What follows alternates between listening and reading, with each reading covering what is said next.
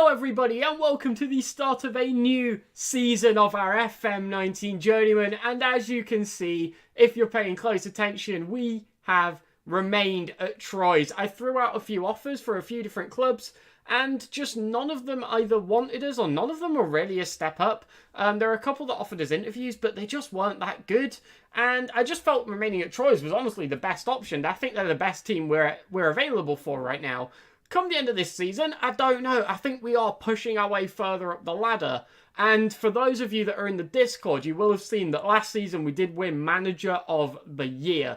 Manager of the Season. So, well, we are working our way up. We are getting that recognition, but we're not quite at the stage yet where we can take that leap up that I want to take. And there just seems to be no need to move. So I'm going to stay here. We're going to play in the Europa League. We're going to keep fighting and we're going to see how high we can finish. I really want to push for sort of, you know, competing with Marseille, competing with Lyon, competing with Monaco for the Champions League spots. I want to be up and about it. I'm not saying we will definitely get there, but I want to be in that conversation. I want to be, you know, if we come up against those teams, I want to say, oh, we're going to be able to compete. It's going to be a close game. I don't want to be worried when we face them. I want to be excited for a good, close match.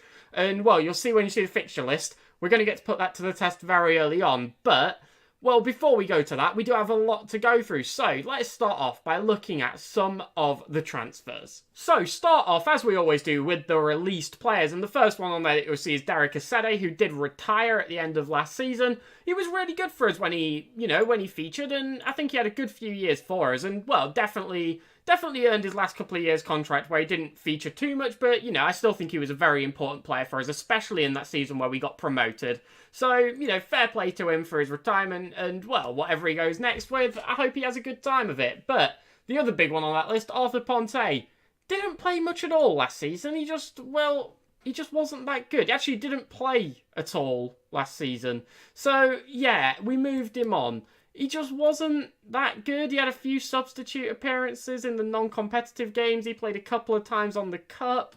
That was it. He wasn't needed. He was surplus to requirements, and he was kicking off about not getting football. So he's moved on. He's taken a pay cut too, because he was on $7,500 a week, which was ridiculous. So yeah, he has moved on. Couple of other names on here you might recognise. Patrick Ayuk played a few games for us a few seasons ago. But yeah, he has now moved on. I don't think there's much else that needs to be said, really. These players just really weren't good enough for us anymore for the ambitions we had. So they've moved on. But let's look at the players who have came in and gone out for a bit of money. So, first off, a couple of players leaving. Sandro Mourinho went for $400k. He just didn't feature too often. He wanted more football, and fair play to him. I think he deserves to go out and get it. He always did alright when he played for us. I don't think he ever really let us down big time. He was just not really ever good enough to make that step up. He was never going to challenge Marietti, so he wanted more football. We've got players sort of in the youth system in the reserves who can replace him fairly comfortably, so we've moved him on, and we got a profit for him, you know, 225k profit, probably about balances out his wages, so not too bad all in all. The other one is Fatou Mawessa. Now, obviously last season he didn't really play at all with the bringing in of Bakwa on the left-hand side and Melenda on the right. We just have better backups out on the wings. Again, we made a big profit on him, 310,000, and he was good for us when he played. I don't think he was ever poor for us, averaging 6.7s over 2 seasons. Certainly nothing to be ashamed of, and he was a good player, but he just, again, was never going to compete with Asai, especially when Asai hit that massive run of goal-scoring form. I just really don't think Mawessa was ever going to get much of a look in. He wanted more football once again, and it seemed only fair to give it to him. The other one on here that you're going to see is Gabriel Royer, who's gone out on loan. He just wasn't really featuring for us, and it was really going to stunt his development, and it's really weird that he is actually rated higher than any of our other strikers, according to the stars. He's rated higher than both Stefan and Preti, but if you actually just compare him to those players, he just doesn't really compare at all. He's just not quite on the same level yet. If we go to Stefan, for example, he's actually got the edge on a few technical attributes, but not the ones that really matter too much. Things like dribbling, finishing. There's some on there, obviously, that are very important. That massive increase in passing, crossing, and first touch are obviously very helpful, but then Stefan's mentals and physicals just come in and absolutely sweep it. And I just don't think he's going to play. I don't want to hold back his development, so we've loaned him out. He's at Antwerp. We can recall him if we need to, but I don't really see it being necessary. He's a good player, though, so I do hope it does work out for him, and maybe if he comes back, we can make use of him, because he does look like he's going to develop into something outstanding. But with all the outs done, let's look at the ins, and you can see we've spent quite a bit of money. Now, as always, this isn't all been up front. We haven't spent 5.5 mil and 3.7 mil straight out. These have been spread out over a number of years, but it has been quite the offset of the balance. And the reason why we had the money to spend was that I upped our expectations. We're now expected to finish in the Europa League, which gave us a massive wage budget, which I then transferred over to our transfer budget, and now we actually have players who we've signed. So, the first one on this list, Alex Sayas, 22-year-old Colombian central midfielder, who looks extremely promising. He was signed from Fulham, and, well, he commanded quite a hefty fee, 5.5 million, but he does look like a very, very good player. I think when I use him, I plan on using him in this attacking central midfield role, sort of just to help with the build-up, help facilitate the ball and get it from back to front and then run in at the box and just sort of be that last man running in, that straggler to get on the end of things, fire off a shot or make a decisive pass. He is extremely quick. That is the first thing to note. Great acceleration, great pace, great stamina. He can run all game long. He's actually very well-rounded physically too. He's not like he's lacking on strength. The only thing that is quite low is jumping reach, which for our team, it's weird because you'd think that, oh, we're a very physical side. The majority of our players, the vast majority of our players are over 6 foot tall. They've all got good jumping reach. I think having one that's a little bit smaller, a little bit maybe more technical, isn't necessarily a bad thing at all. And then he's got great mentals in there as well. Bravery, anticipation, decisions, all extremely high with very good teamwork, work rate, vision as well. He looks like the perfect player for what I want. And then that 15 passing, that lethal passing stat should hopefully be able to absolutely split defences apart. He can play as a Mazzala really well, which is something I always like. I feel like I don't use the Mazzala enough, but it's a great role to have.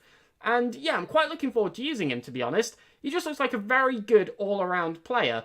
And that 14 tackling is very out of place, but hopefully, it might help him win the ball back in a pressing scenario. So I think he's going to be absolutely crucial. We do have a lot of midfielders who are key players, and they're going to have to share game time. I'll get into that in a little bit, because we've sort of got two tactics. And, well, the other signing is going to be a key part of this. Christian Bertheus, 3.7 million, and, well, he's a deep line playmaker. You'll be looking at those stats and going, why have you bought him? Because none of those stats really stand out apart from first touch, balance, and natural fitness. But to me, he looks like the perfect deep line playmaker sort of for our level. So he's just so well-rounded. I think we've really been lacking that player who can sit back and be the link between the defence and the attack, or the link between the left wing and the right wing. And I'm kind of hoping he can really just be that. We've lacked that sort of facilitator of play. We've got a lot of creative players, and we've got a lot of attacking players, and we've got some great defensive players, but we don't really have anyone who can just keep things ticking and just keep things moving over. And I really hope he can be that with sort of just a two-man pivot midfield with our other new signing, with Sayas, who's, I forgot his name, so I had to go back to look at it. Sue me. But yeah, I'm hoping that those two can partner together, and you can have Sayas running at the defence and sort of bombing forward with that pace, while Bertheus sits deep, sort of covers for his position, and then helps get the ball forward when we need it. That's the plan. Whether or not it'll work, a different story entirely. But, well, those are the two signings we've brought in. I've just realised there's no signings from our director of football, and I'm not quite sure why. But, well, who knows? Maybe he just decided not to. Maybe he couldn't find anyone he thought was worth it. But only the two signings this year, but I think they are absolutely massive signings. We've not let anyone major go. What we've essentially done is got a lot more strength in our depth, because there's not been any big outs, but we've brought in some very big ins. So it's going to basically mean that people who were starters last year have dropped down. People who were nailed on are now options, and we can have different play styles. And I think that's what we really lacked. We basically played the exact same formation for about 38 games last season. So I think this will really help in sort of just allowing us to diversify against teams when we need to. So we do have two tactics which we're looking to move forward with this season, and this is obviously the one we had last season with exactly the same personnel. Apart from one change, I've brought Diabate into the starting 11 at centre-half for Zacharias Antonio. Diabate just looks really, really good, and I feel like we're not utilising him. And every time I look at him, I think, wow, he looks really, really good. The thing that always worries me is that heading stat, because we do see it on the pitch. The amount of time a long ball comes over the top and he just heads it straight down to the opposition is kind of painful. But I do think things like his positioning's weak, but he's so fast that it doesn't really matter. He can make up for it very well. He's great physically, and I just want to see how he sort of functions in a starting 11 role. So yeah, we still have this tactic, and the plan is, we know that this works. We know that this tactic with this personnel got us top 6, last season. And the thing about it is, the majority of our players should be improving. There's a couple who are getting older, Asay, Pasu, Correa, but all the others are very, very young. Stefan, Marietti, Grandsar, Bordas, Horn, Quamena, Diabate, Mysonial should all be a lot better in theory because they should all be growing and developing. And in theory, going with the same tactic that works, but with players just slightly improving, should be functional. It should work. But if it doesn't, or even if it does, I do have another tactic, which I will show you now. So, it's similar. It is very similar, but it utilises our 2 new players in a 2-man midfield with Bordas in behind as that anchor man. And essentially, the idea is that this should allow us to be more creative. The majority of our team is further forward. We don't have the 2 defensive midfielders. We only have the 1. We lack that attacking midfielder, but Marietti's actual goal contributions weren't that high. When you consider he scored a fair few from free kicks, he assisted a fair few from free kicks, and his numbers were only, 6 goals and 5 assists, or maybe the other way around? I think we can live without that attacking midfielder in a lot of games, and we just need to be able to create more chances. We really struggled to get the ball from the midfield to the attack, and that's when we saw us get cut out. So I'm hoping that this should allow us to sort of break down defences a little bit better. We can hold the ball up in the midfield, wait for the right chance, and then just break through them and have our 3 extremely potent attackers, Stefan, Asay, and Grandsar, hopefully be able to bag some goals. So both systems should see a lot of play. I don't plan on maining one of them, on using one of them solely and the other as a backup. It depends on the opposition. If we're against a good side, maybe I want to go more defensive. If we're against a weaker team, sort of, I'm thinking like the Toulouse game last season when they were in the relegation zone and we picked up a 0-0 draw. I think we need something that can just break down a team that's sitting deep, and I think this will be a lot better at doing that. So that's the general plan. Whether or not it'll work is a different idea altogether, but the formations play a very similar system, so it shouldn't be hard for the players to adjust. It's just a change of personnel and sort of a change of, not approach, but sort of just our style in a little minor way. So, well, we have had a pre-season, which we have played through. We've had a lot of friendlies, and we've also had, as you can probably see by the fact some players have played games, we've had the first 2 rounds of the Europa League qualifying. So let's see how that went. So as you can see, it's gone very well. We started off with a friendly, which was a 1-1 draw, and that looks a bit dire already, but then a 3-1 win, a 1-0 defeat to Chelsea, which is by no means a bad result. That is very, very good for us. And then 2 6-0s back-to-back in friendly games. Now, obviously, these teams aren't really too much to talk about, but still, you cannot possibly put a dampener on a 6-0. Excellent stuff from us. It's hard to fault. And then we had the Euro Cup qualifiers. Now, these were obviously games which I actually managed. My assistant manager did the friendlies, obviously. So, yeah, you'll see that we did win. We qualified for the next round, where that will actually be our first game against Cercle Bruges. And we did so quite well, to be honest. We went 2-0 up in this game and then conceded 1, but we managed to hang on to the lead. And then in the away leg, we picked up a 2-0 victory. We did well. I think we can be quite proud. Derek Asay bagging 3 goals, Noé Stefan with 1, and we did alright, to be honest. I'm not too disappointed. I would have liked a little bit, maybe, more of a battering in one of these legs. And, if we could have had one of them just being a 3 or 4-0, I think it would have sort of asserted ourselves a little bit more. But I don't know. I think we did quite well, and I think we've set ourselves up nicely for the next leg, which obviously will be the first game of the season. So I am going to be bringing you from this point on all of the Europa League action, including the qualifiers, if we get to the group stages, and then every knockout round from then on out, depending on how far we go. I don't know how it's going to go, to be honest. Our aim in the competition, if we go down here, is just to reach the 4th qualifying round. So we have to beat Cercle Bruges, and then that's our aim fulfilled. But I want to go further. I at least want to make the groups, I don't feel like that should be too much of an ask, really. I think we're a good side. I mean, it's not like we're a struggling side from a lower league. We're a very good French side, and I think we should be able to compete. We've had good competitive games against PSG, Marseille, Monaco, Lyon.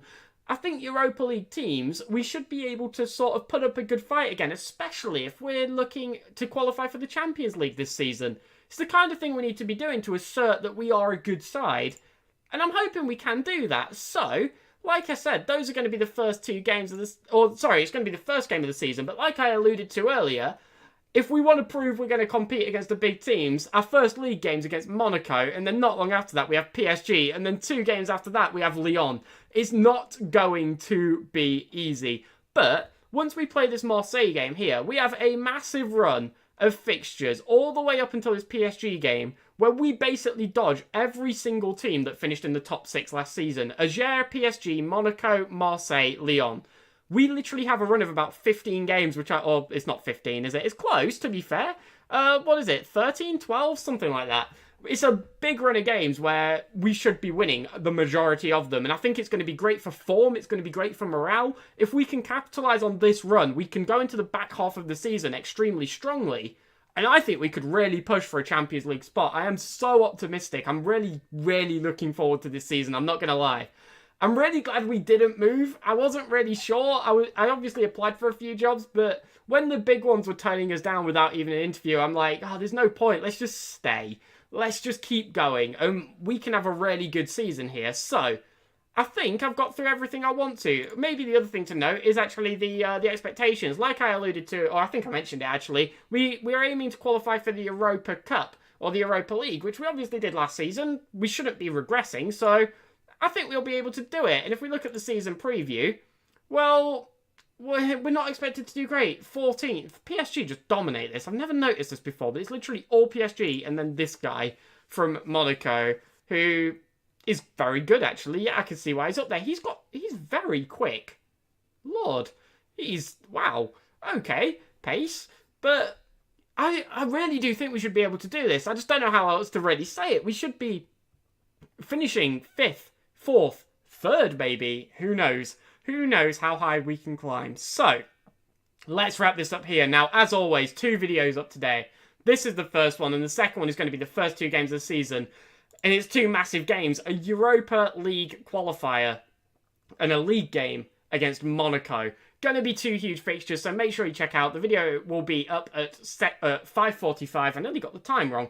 I don't know what's going on with me today. I'm just all over the place. But yeah, 5:45, so 15 minutes after this one went live. So be sure you go and check that out. It's going to be 2 massive fixtures, and I really hope we can impress. So thank you all very much for watching. I hope you're looking forward to this season. Let me know what you think about everything, the signings, the ambitions, and the fact that we've stayed at Troyes in the comments below. And I'll catch you all tomorrow. Have a wonderful... Oh, no, I won't. I'll catch you all now. Go and watch the other video, and, well, I hope you enjoy it. Thank you very much, and goodbye.